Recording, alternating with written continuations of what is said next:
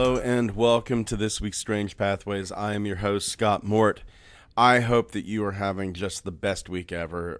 Ariana and I, my lovely wife, we went to Mr. Rogers' grave last week.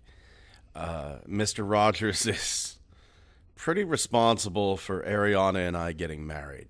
I'd known Ariana for many, many years, and then we lost touch. I saw her one night on Facebook. It was Christmas of 2019. And Ariana had been a friend of my second wife. And after my second wife left me, Ariana and I really didn't speak for quite a long time. But I saw her online, and that little voice in the back of your head kind of chimed in and said, "Scott, you should wish her Merry Christmas. Mr. Rogers would want you to." And so I did. A month later, we were dating. 11 months later, we were married. And it's been the happiest 2 years of my life. I hope each and every one of you finds someone, something that makes you as happy as that woman has made me. Our first tale takes us back to Houston, Texas, 1973. 4 women are playing bingo in Houston. It's Judy Doraty, Judy's daughter Cindy, Judy's mother, and her sister-in-law. They get done playing bingo, and they decide that they want to go back to Judy's hometown of Texas City. But they're going to make a little side trip to Alta Loma to drop off Judy's sister and her brother-in-law. They then see, after dropping off those two, they then see a strange light hovering in the night sky. This light was so bright, this light was so close, that they stopped, they get out of the car, and they want to take a clearer look at this. They watch, the light disappears, and then the 4 resume their trip back to Texas City. Pretty soon, though, Judy is suffering from extreme headaches, anxiety. She goes to several doctors, and they're just very dismissive. Take aspirin, relax, stop doing this, start doing that. Finally, she starts to wonder, does this have anything to do with the light that we saw? She's referred to ufologist and hypnotist Dr. Leo Sprinkle. And amazing caseload in that man's dossier. Dr. Sprinkle hypnotizes Judy, and she goes into amazing detail about her abduction. She described seeing a pale beam of yellow light. And inside this beam of yellow light, a small brown and white calf, baby cow, is being pulled into the craft. And then Judy's inside the craft as well. And she's watching the calf be vivisected.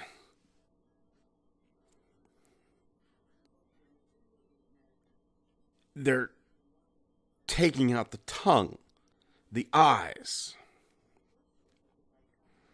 Dr. Sprinkle asks her, "Is there anyone around you?" And after a 45-second pause, she says, 2 little men, about 3.5 to 4 feet tall, gray creatures with large egg-shaped heads.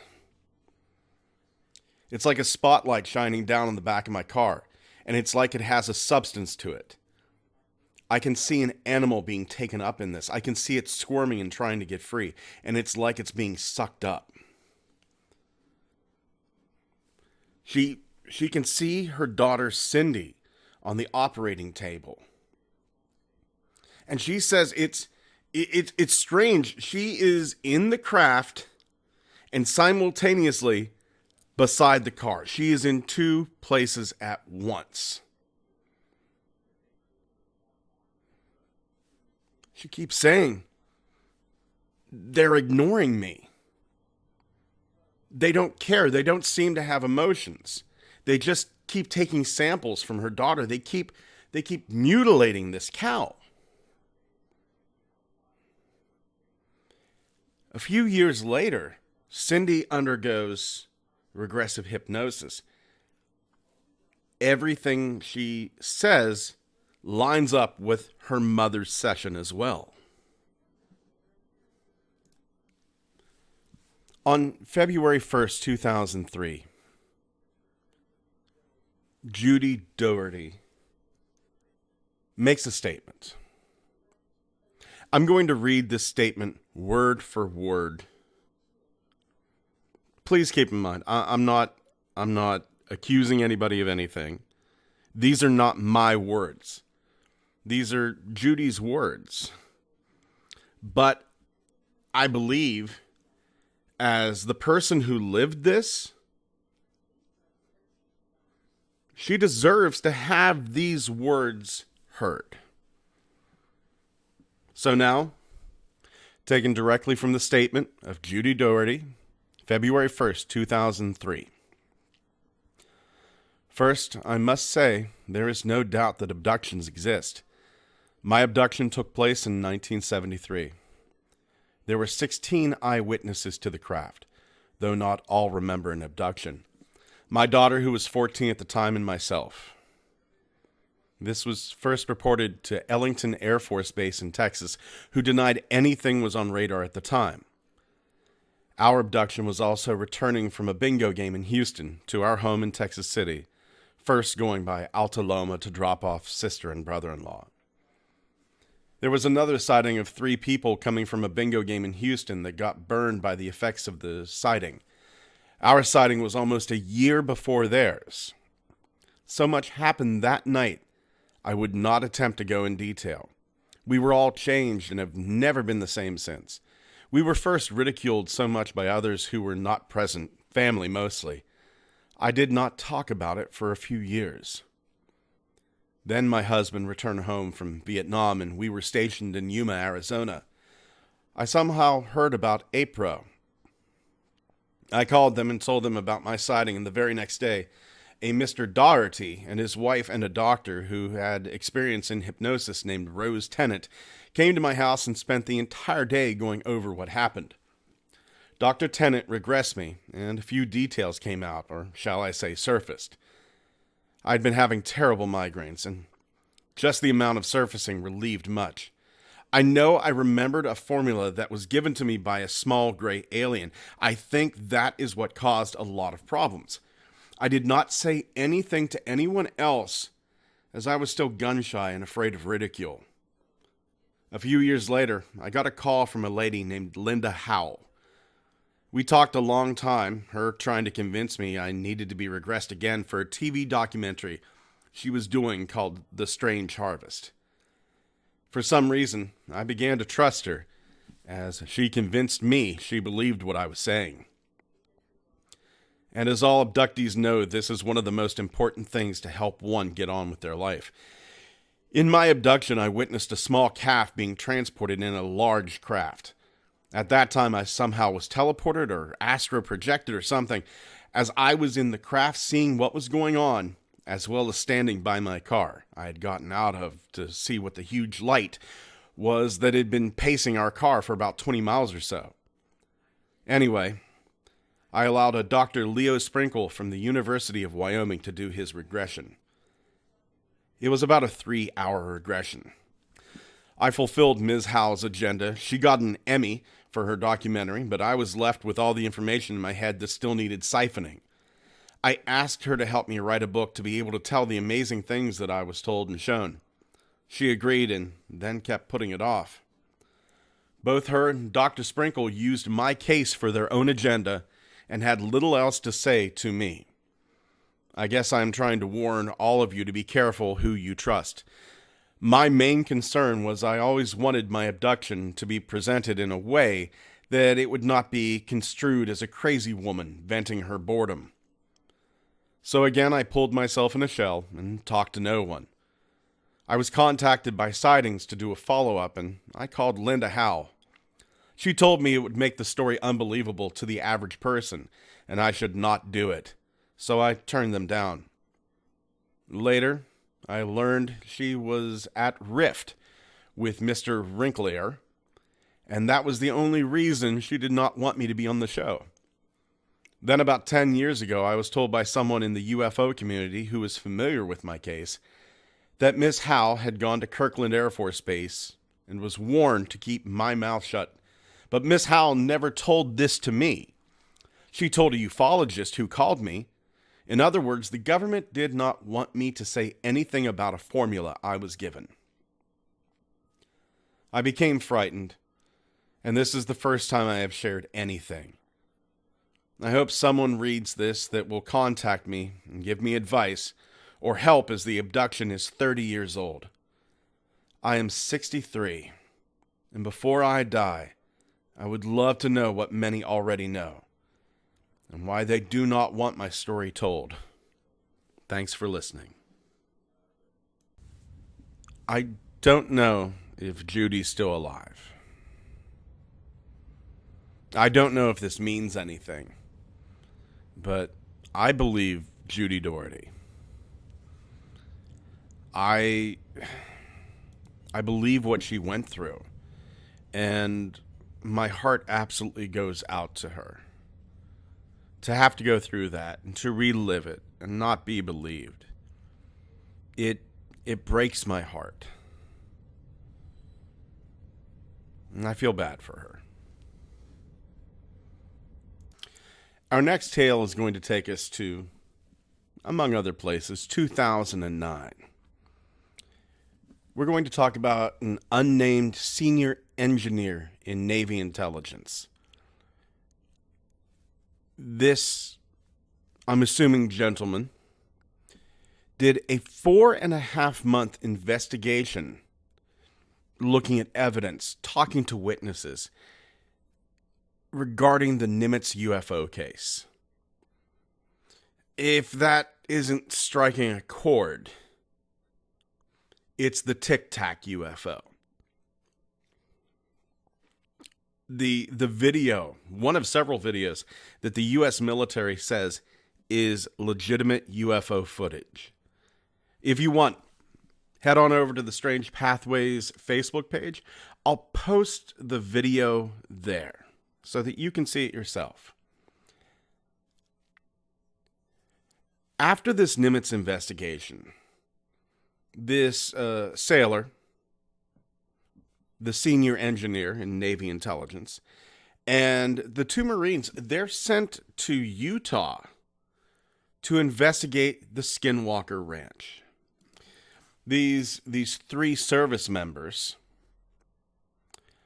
witnessed a black void on the land. Just an emptiness. And that emptiness filled them with an unnatural fear. These soldiers, these servicemen, they return to their homes, and all of them live in the Washington, D.C. area. And whenever they return to their homes, the paranormal activity followed them. They would see orbs. They would hear strange noises. Terrifyingly, they would see dark figures in their bedrooms at night. But then it spreads from them. It's almost like a disease that is caught. The wife and the two teen children of that naval investigator, they see a wolf-like creature that walked on two hind legs on two separate occasions, staring into their Virginia home. I live a large portion of my life by what I call the iceberg theory, which, if you see an iceberg out in the ocean, you're only seeing 1/10 of it. The other 90% is hidden below the surface. So anytime I hear something like this, I just multiply it by 10. And that's what's really going on. That's the level at this of this stuff attaching itself to other people. And I've heard case after case. I've seen it happen where somebody will experience something, and then it's like it opens up a gate, and then that kind of spreads to other people as well. We talked about this a little bit earlier in one of the previous episodes of Strange Pathways, where if this was a war, we'd be losing ground. Is it a war? I've often thought that we are at war with the paranormal, but maybe I need to adjust my thinking. Maybe it's more parasitical. Maybe it's more viral. Maybe it's more of a disease that attaches itself to a person and then infects another person and infects another person. And maybe there are these hot spots where the paranormal easily infects someone for the first time. I know that was a very short little thing, but this is going to be a little bit of a longer episode. This week, I got to meet one of my wife's friends, Morgan. Morgan claims to be able to communicate with those who have passed on. I jumped at the opportunity. I got permission from Morgan to record the session. There is some foul language. I've done my best to edit it out. It's not the full session. We'll use the word session. It's not the full session. It is edited down. Originally, we recorded it as video. And maybe that full, uncensored session, maybe that will eventually come out at some time. But for right now, please sit back and enjoy this afterlife communication session with Morgan. Would it be okay if I recorded this and put this on? We could use a pseudonym for you if you wanted, or if it's not cool with you, totally fine with me too. No, it's cool with me. What if she doesn't want to talk today and then we look stupid? No, that's okay. That's all right. Y'all, I had a cleaning lady come. I think it was the day after I talked to you. Mm-hmm. And I had never met her. And she's standing in my kitchen, and I'm like, her mom is here. She proceeds to tell me that her father shot her mother and then killed himself when she was 6 years old. Holy moly. And her mom was standing in my kitchen. Okay, so I feel like this is how it works for me. This is why it took me a while in my life to figure out what was going on. Because in my brain, if your mother has something to say, it's going to sound like my voice. Okay. But I can tell it's not my thought. And then I can usually feel them. And if they're good, like if they have a lot of love in my heart and in my stomach, I feel like this warmth, right? But if they're chaotic, my anxiety starts going crazy. So right now I feel it in my chest and in my stomach. So I feel like we have good vibes. Okay. For this thing running around. Okay. So I don't want to know like a whole lot about your mommy, because I that's kind of how I know that I'm not crazy. I'll say things to you that I would have no idea what's going on. Okay. Does it come through as words? Does it come through as pictures? It really depends on who it is and how much they want to show me. Okay. I remember this happened once with a girl's grandmother, and I could see her in my head, and I was like, there's no way, Morgan. And I started describing her to her, and she was like, yeah, that's my grandma. And then she pulled out a picture, and I was like, yeah, that's your grandma. That's your grandma. So it just depends on who it is, really. Okay. How old were you when she passed away? I don't like to think about that. Let me think. I know, same. She passed away in December of 2014. Oh, wow. Mine died in November of 2014. Yeah. Wow. She passed away December of 2014. So, see, I was born in 74. Math, not good for me. So I guess I was in my 40s. Do you need an exact number? No. Okay. 74, 84, 94, 2004, 2014. So you were like 40. Yeah. Okay. Tell me some stories about your mom. Let's see here. Well, let me think about that. There was it's kind of weird. Like you catch me off the side. Now I can't think of anything. I will say, today we went to a place while we were driving. My mom likes shopping in Greensburg. And today, Ariana and I kind of went to that same general area, Greensburg, Latrobe, what have you. So it was a thing. Shopping, she really, really enjoyed shopping. Yeah. That was like an every Friday or Saturday thing. And it was kind of a trek. It was at least 40 minutes for us to get anywhere that had any real shopping. I feel that. Yeah, and today it was like one of the days where, well, let's do something really special. Let's shop at the exact same stores at a city that's 2 hours away from us instead of just 40 minutes. So anything for mommy. Yeah. Were you guys close? Watching her favorite show? Oh my God! My mom watched Days of Our Lives religiously. Yes. Oh yeah. Were you at the baby? Do you have any siblings? Yes, I do. Are you the baby? Nearly. There's one younger than me. Is it a girl? No. It's a boy. She just keeps saying my baby. That's my baby. Were you guys really close? We were very close, yes. So she probably considered you all her babies. Yeah. Now my siblings and I are not close. Oh, same. Yeah. Oh my God. Yeah, we're not close at all. I don't speak to my sister at all. Last time I've spoken to any of my siblings was 2014.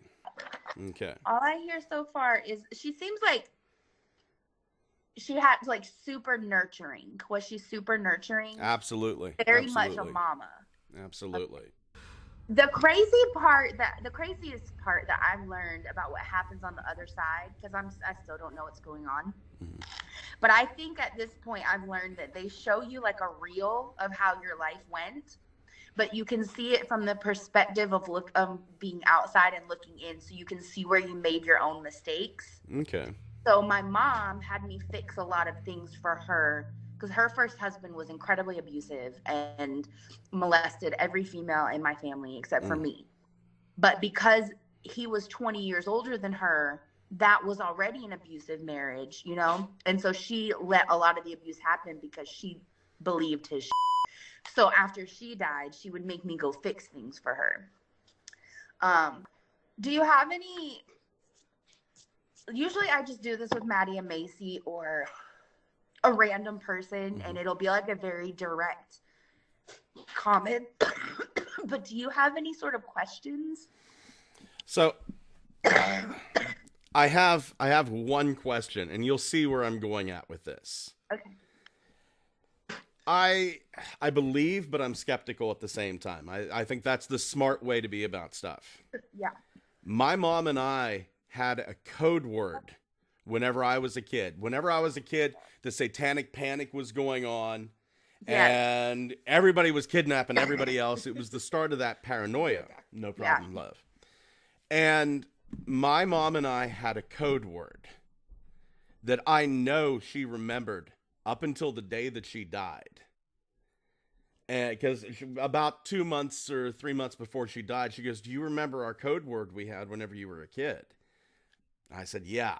So what I'm looking for, what I'm kind of looking for is that code word to come out. You set up a quiz for us, Mom. Mm-hmm. Okay. Oh, God. Now, I may not be able to get you the exact word. I'm not looking for the exact word. I'm looking for a visual, anything like that, because I know how tenuous communication in the game of telephone is. Right. Yeah. Do frogs mean anything to you? No. What the? Okay, there's just frog going Okay. in my brain constantly right now. We'll get. What the fuck's frog? This is the most frustrating game to play. I mean, can you still get stuff in the meantime? It might come while you guys keep talking. Yeah.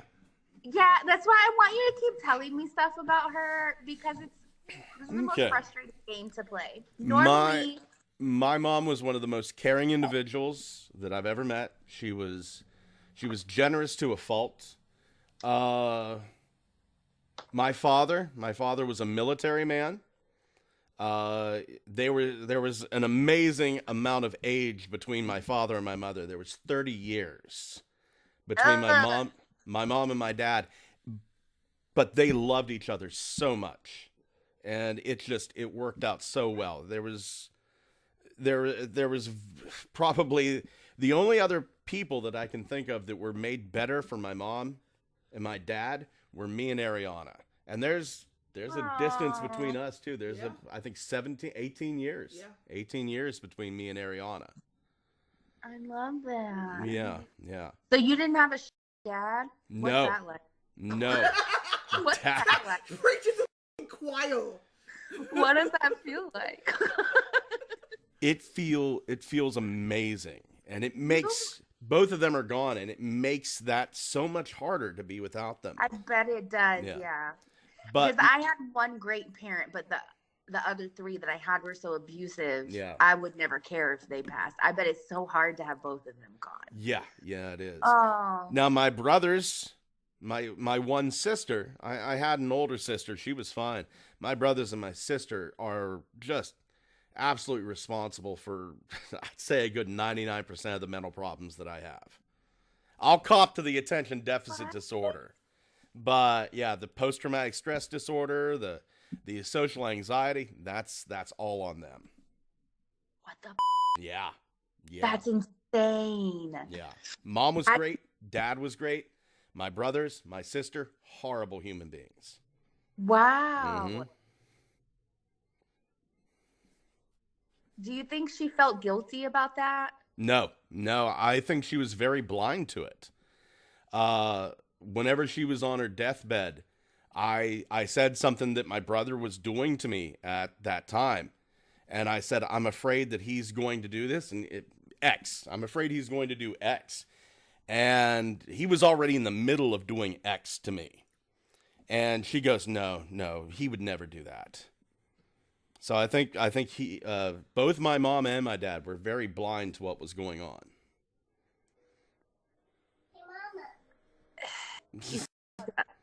And that's really weird that I felt the need to tell you about when you die, you see your life from the other perspective.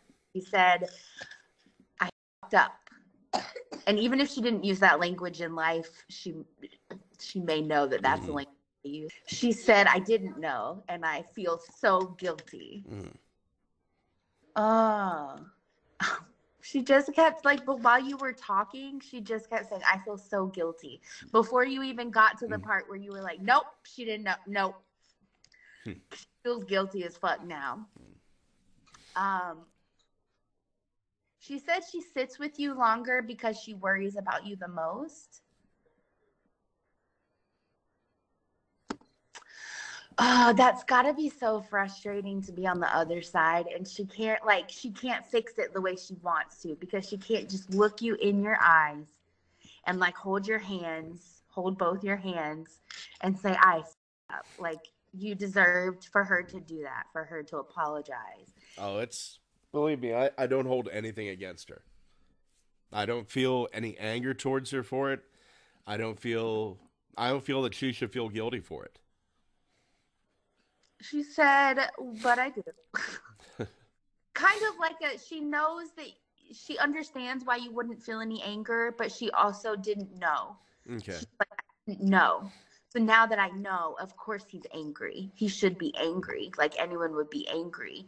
But that's my baby. So of course he's not angry with me. She's like, but I fucked up. Like, I didn't know. That's why. Were they like abusing you? Not sexually. A lot of mental abuse going on. A lot of stuff. Yeah, a lot of stuff behind the scenes. There was they were always vicious and mean to me, in their own certain way. My brother was abusive in the sense that he was just mean and nasty and threatened to kill me. My younger brother was just, he was mean, but in a different direction, very debasing. My sister was two-faced. Are they a lot older than you? I know one is younger than you. Yes, they are. 11 years and 15 years older than me. We don't think that they were abused? I don't know about the older one, but the younger one, no. That's wild. She just keeps saying, I didn't know.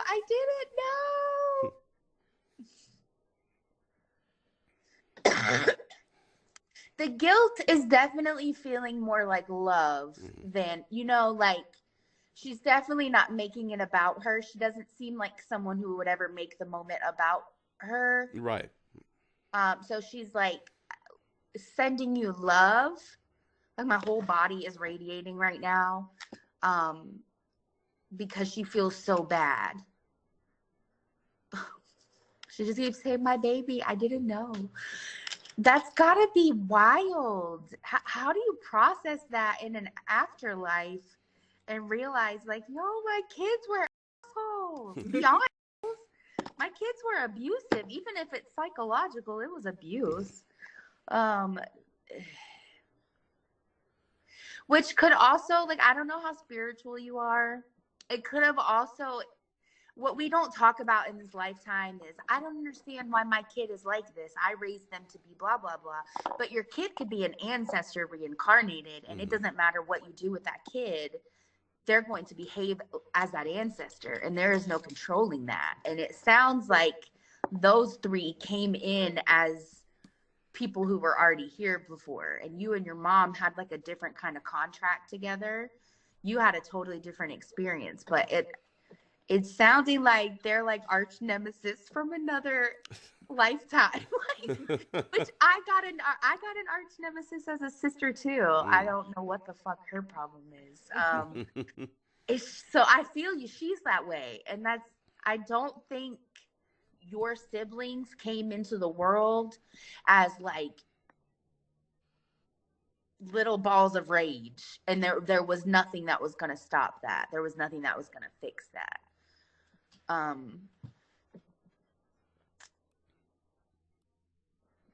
Oh, where are you from? Pennsylvania. Have you ever done like an ancestry DNA? Like, have you ever done like your DNA? Do you know like what your ethnicity percentages are? I don't know my ethnicity percentages, but I have been doing like WikiTree and stuff like that, trying to dig into my family history. Where are they from? A lot of it from like Canada, England, France, that sort of thing. How long has your family been here? Do you know? Since about the mid 1800s. It was Abraham. Well, on my dad's side, it was the mid 1800s. On what year was Plymouth Rock? You asking the Bahamian? Yeah, that's right. my mother's relatives actually came over on the Mayflower. Okay. Richard Warren was one of my mother's ancestors, original Mayflower occupant. Okay. How do you feel about, like, I swear this has a point. How do you feel about, like, are you a supporter of Black Lives Matter? Oh, absolutely. Not the company, but, you know, the movement. Right. Okay. So is that how you've always felt that way in life? For the most part. I mean, my father, my father's father was a member of the Klan. That's what I'm saying. Like, slave owners, your siblings came from that. Your siblings are pissed the fuck off because you respect everything that they taught the world to hate, and that pissed them off. It's you that their spirits, their demons were fighting. It wasn't them. It was their racist demons. Okay. Their clan member DNA. You got, like, none of that. That did not come in you. As you can see, I'm the same person in my family. And the demons. It's funny. My dad is racist towards white people too. But I didn't meet my biological father till last year, so I was 34. Okay. Right? I didn't know. My mom had a one-night stand, and it was so not memorable that she forgot it. Okay, so she died not remembering, but that was another thing that she did. She was like, "Oh, I f***ed up," so she told me to get that test. Right? So I meet my dad. He lives up here. That's how I moved up here from Atlanta. I do all of my genealogy stuff. They're all slave owners. Okay, but the ironic part is all of his family hates me. They just hate me. They don't know me. They didn't even know I existed, right? But they hate me. Mm-hmm. I literally had to get a restraining order against his ex-wife, who he hasn't seen in 10 years, but I just met him last year, right? Wow. Insane. Yeah. You know, it's because they are slave owners. I have a Black daughter. I work in the Black Lives Matter movement. I work in public relations. I organize protests at home in Atlanta. Good for you. And so your siblings came into this world angry because you were ready to further love. It wasn't even just about, obviously, it wasn't just about race. It was about your parents came into this world with love, and they gave you love, and you came into this world with this brighter light, and they are not we're not all from the same place, if that makes sense. I don't know how to tell you where we're from. I just know there's good and bad, you know, like light and dark. I don't subscribe to religion anymore, so I don't know where those places are. But your siblings, they came from that uglier place, and they weren't gonna stop until they beat the light out of you. So you made, like, I don't know what happened in 2014. I don't know if that's when you went no contact, but that was, like, the greatest thing you ever could have done for yourself. And your mom is just saying, like, I don't know what happened. I don't know. I don't know. I tried. I don't know. Yeah. So your mom just keeps saying, like, I don't know what happened. She just really wanted to tell you she was sorry. She's like, I've been trying to show him, but he can't hear me. When you, like, it's so hard to not be a skeptic, right? Like, anyone who's not a skeptic, yeah, like me, your immediate instinct is like, are you having psychosis? And I'm like, no, swear to God, I know. I think you've missed a lot of stuff she showed you since she died because you didn't know that's what you were looking at. Or like, are there any songs that you guys used to love together? Not really, no.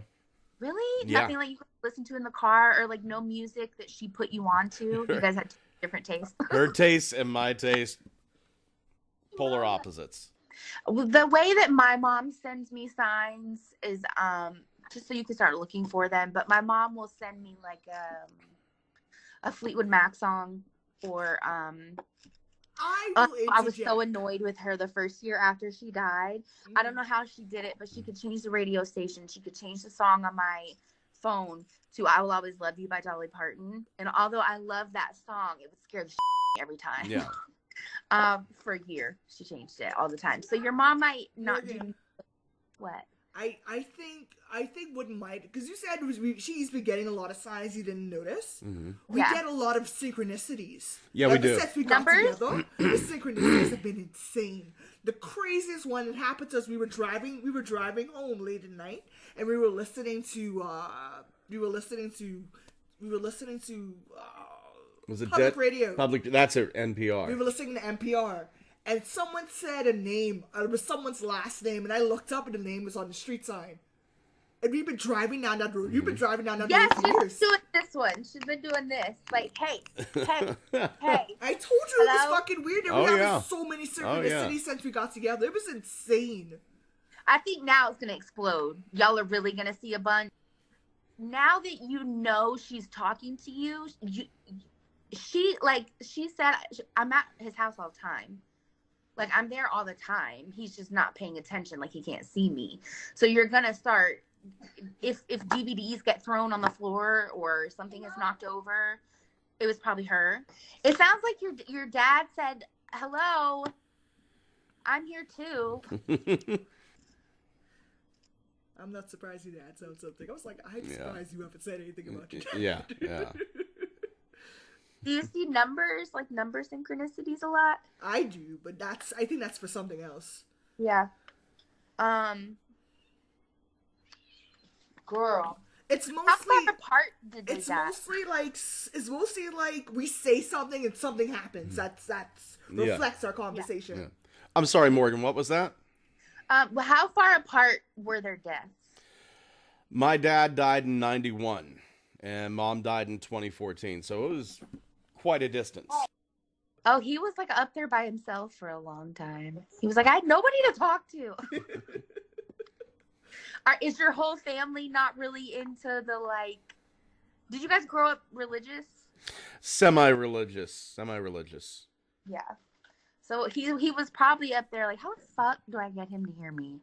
What do I do? Now that's a thing. My dad loved the odd, the paranormal, the strange. That's where I get my love of it. Got it. Every night was ghost stories and monsters and In Search of on the TV. Yeah. He said, I told you. He said, I told you. Gotcha. Was he funny? Yeah. Yeah. He's really like super lighthearted. Yeah. Oh, yeah. He looks like he's on vacation. But it looks like he's vacationing in like the Keys or like the Bahamas or something. Okay. That's funny. That's where I'm from. He said, I'm dressed for your wedding. Oh! Holy shit! That's where we wanted to do our wedding! That to me! Oh, that's where we wanted to have our wedding! Holy crap! He's dressed for the Bahamas! Holy shit! I can't even see I can see your dad. Oh my god. He said I dressed for the occasion. Aww. Oh, you look so nice. I think your parents approve of me. Yeah. Oh my god, they said yes. Are you kidding me? Yes. They're so excited. Oh. Aw. Oh my god. Oh my god. Your dad, I could just straight up see him. That's wild. Okay. He's wearing a hat. Did you like hats? Yes. Shut the fuck up. See? Yeah, he's wearing like a Bahama. He looks like Tommy Bahama. Okay. He looks so comfortable, like a button down, but not like a tacky one, right? Okay. Like not a tacky one. He looks really good. He's got like khaki-esque. He's dressed for your wedding. What did he pass away from? Emphysema, asthmatic bronchitis. Tell me why I was about to ask you why I can't breathe. My entire chest is like caving in. Okay. Yeah, it's like pressing. He's like, it feels so much better here. I can breathe. I think that's why he's excited for the Bahamas. Like, you know, that the air is different there. Yeah, he's really happy. He's like super happy, and you can tell that he's so excited that your mom is finally there. And now he's really excited that He's like, I told you I was right. Now I'm going to send you all kinds of weird really. You thought it was fun before. Oh, yeah. What? Let's set a Sasquatch. That'll make me believe. Your dad put a Sasquatch. Yeah. What did she say? Sasquatch. She said, have Dad send a Sasquatch. That'll make her believe. Gosh. That's a hell of a sign. That's funny because I just moved here from Blue Ridge, Georgia, and they're obsessed with Sasquatch. Oh, so there's okay. a Sasquatch museum. She went before she was a year old. Oh, God. Oh, it looks so nice wherever they are. Like the sun is shining and he has a drink in his hand. I don't know if it's alcoholic. Did he drink? Little bit, not a lot. Yeah, it's like a rum punch kind of, like he's just living his best life. Okay. Really. Rum punch sounds correct. Yeah, he's just living his best. He seems so like, was he a really good person? I believe he was, yeah. He was always good to me.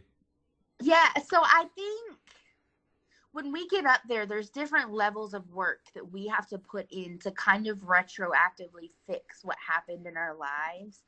And I don't think your parents had a lot to do. Your mom's biggest thing is just like, I didn't know what was happening to my baby. So now you really are the baby. I think that's where it came from. You're her baby because she's like, I didn't protect you enough. I wasn't doing enough for you. And I think she needed to get that apology out. But your dad is like, it's been pretty easy for me up here. I'm just hanging out. I don't have any, like, I don't carry any hate in my heart. Like, he's happy. He's excited for this wedding. He's already there. I guess he's, like, waiting for you guys. Oh, okay. I can breathe again. Yeah. Oh my God. How did she pass away? Cancer. That's how my mom died. Yeah, your dad seems so nice. That must have been crazy having a nice dad. It was kind of odd at times, yeah. Right? Like, he didn't even beat you, did he? What's that? He didn't even beat you, did he? I got a spanking or two. Yeah. Spanking totally different than beatings, you know? Yeah. Like, Oh, yeah. I No. got spankings too. They were necessary, but beatings are different. No, nothing like that. Yeah, he seems like he was just trying to do his best to have fun. Like, he almost stumbled into the military. Like, even if he was forced to go, was it like a familial thing? No. He just signed up, or did he just like sign up one day? He was drafted. Yeah, I think he got there and he was just kind of like, I don't know. Yeah. I don't know. You know, he wasn't that like angry military guy that was like excited to go kill people. Your dad was No. I'm here. The opposite. He Yeah. He always said that he aimed to miss. Yes, that's what he's like, I really didn't want to be there, and so I was just living my best life through it. Yeah, so I can see why he didn't bring that home and, you know, being a super abusive dad, because he wasn't like living it like those weirdos do. They just seem like happy people. That must be nice. Do you have a grandmother there? Yeah, both grandmothers. Yeah. She's like standing over your mother, so I don't know. There's like it's like they're on FaceTime right now. This is the weirdest thing that's ever happened to me. I cannot see your mother. I can't see your mother. Okay. She's like a shadow. Okay. Maybe she had to get some more. I think that they gain strength once they like earn Mario coins, you know, like once they kind of retroactively have people in their lives fix things that need to be fixed. So like right now I can't see her. I can't see a grandma, but she's standing like by your mom. And they're all just like at the Bahamas, like they're living their best life. So that's nice. Indeed. Right? Indeed. Do you have any other questions? No, I don't. I'm just happy to hear that they're happy. Yeah, that's really nice. Yeah. I feel like your mom's gonna give me the code word in like the middle of the night, and I'm just gonna text your wife, and Do it. she's gonna Text it. roll over. We'll see. I'll see if it comes to me because I don't want to I don't want to guess it. We're not going to fake it our way through it. If she sends it, she sends it. But I guarantee you, I work nights, so watch me text you at like 4. Absolutely. Please do. Please do. And she'll be like, soccer ball. And I'll be like, Thank you, Morgan. Thank you. welcome. Did that feel? I don't know. How do you feel? It hurts. It brought up a lot, so it hurts. Yeah. I always feel drained after this happens. So you might have to just sit with yourself for a little while, like have a chill night, because you're going to feel a little bit drained. Yeah. It takes a lot of our own energy for them to be able to do this. So I wish someone had warned me. So I'm warning you. Yeah, take a valerian root or something, and chill. Yeah, it'll feel like a lot. My mom doesn't talk to me a whole lot for that very reason. She knows I'll like lose it. So well, thank you so much, Morgan. Yes. I appreciate it. No problem. So that was Morgan, and the other lady you heard, of course, is my lovely wife Ariana. I don't know what to make of it. Some of the stuff Morgan said kind of hit dead on. My dad was a ball cap wearer. He was very much into like the pullover t-shirts, but if it was a more formal occasion, he would wear a button-down shirt, stuff like that. And he was a very jokey dude. Some of the jokes that she said did kind of hit on point with my dad's sense of humor. On the other hand, it was very disappointing not to get that code word.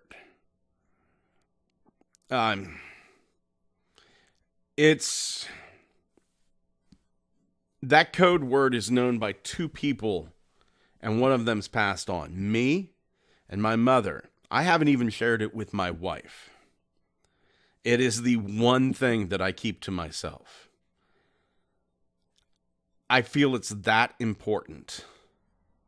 And like I said, I wouldn't need the exact code word, like an image, something close to it, where it came from, I would take. But it's a bit difficult for me to accept without that code word. And I hope Morgan understands. I hope you understand as well. Thank you so much for joining us this week on Strange Pathways. If you'd like to get in contact with me, you can do so at strangepathwaysmail@gmail.com. Huge thanks to Nerman for reaching out to me. Nerman, I am going to watch that video that you sent me, kind of analyze it a little bit. I'll let you know what I think. Anna, thank you so much for messaging me as well. Very much appreciated. I'm going to get back to you guys as soon as I can. Been kind of a busy, hectic week. If you're so inclined, head on over to our Facebook page. You're going to find a fair amount of photos dealing with the cases this week on Strange Pathways. Get out there. Tell a friend. I see more and more of it popping up on forums, on the 4chan X board, which is fantastic.